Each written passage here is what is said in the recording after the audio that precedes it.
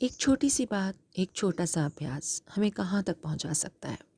एक परिवार का मुखिया जिसे सदस्य प्यार करते हैं, उसका सम्मान करते हैं, या एक गुरुकुल का प्राचार्य जिसका सभी अध्यापक सम्मान करते हैं, प्रेम करते हैं, उसके जैसा बनना चाहते हैं, या एक किसी संस्था का मालिक जिसे कर्मचारी बहुत मानते हैं, आदर भाव रखते हैं।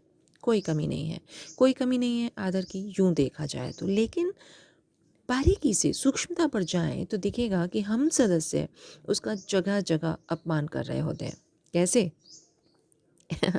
ऐसे, संस्था का मालिक हो या प्राचार्य हो, जब संस्था में किसी व्यक्ति को अपने यहाँ शरण देता है या कार्य देता है या परिवार के सदस्य के रूप में सम्मिलित करता है, तब हम बाकी लोग उस कर्मचारी या अध्यापक या सदस्य, वो कोई भी हो सकता है, कहीं भी ऐसी स्थिति हो सकती है, उसका मजाक उड़ाकर, उसे खुद से नीचा दिखाकर, उसे अपमानित करके, उससे द्वेष रखकर हम उस व्यक्ति को गलत साबित कर रहे होते हैं।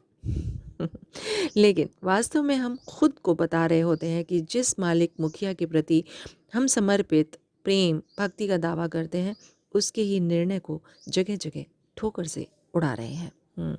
दरअसल छोटी छोटी ये हरकत इस समाज में अभ्यास करा रही है बड़े मालिक ईश्वर के ऐसे ही निर्णयों को ठोकर से उड़ाने का, और हमें पता भी नहीं है। ईश्वर के अपने बनाए संसार में उसके बनाए दूसरे प्राणी, उनको यहाँ रखने, जीवन देने के निर्णय को हम कुचल कर अपने निर्णय ऊपर रखकर ईश्वर को अपमानित करते जाते हैं। आइए झांके गिरेबान में आज थोड़ा सा। हम आस्तिक लोग, ईश्वर को मानने वाले लोग, न केवल मानने तक बल्कि दूसरों को मनवाने के लिए उत्साहित लोग, ईश्वर से प्रेम करने वाले, ईश्वर की भक्ति यानी उसकी आज्ञा का पालन करने के लिए दृढ़ संकल्पित लोग, अपने अपने शास्त्र पर गर्व करते हुए, उसका जगह जगह उल्लेख करते हुए, बस एक ही इच्छा के सब जगह लोग, इस सभी को ईश्वर का, खुदा का सम्मान करना चाहिए।